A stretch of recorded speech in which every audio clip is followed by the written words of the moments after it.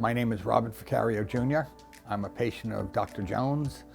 I've been seeing Dr. Jones for probably about, I'm going to say 5 months maybe. Prior to seeing Dr. Jones, I couldn't even walk to the end of my driveway.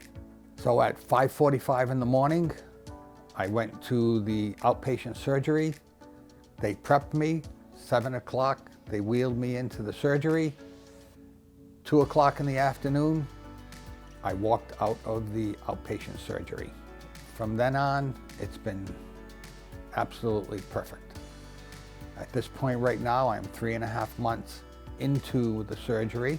I can walk at least 2.5 miles with no problem at all. I never experienced any pain at all. It was very successful, the total knee replacement, definitely. The staff here are very in tune to the individual patient, and you're a person, not a number. You know, it's been nothing but a pleasure working with the whole group here. Would I do it again if I had to? Definitely, because I'm able to walk 2.5 miles a day.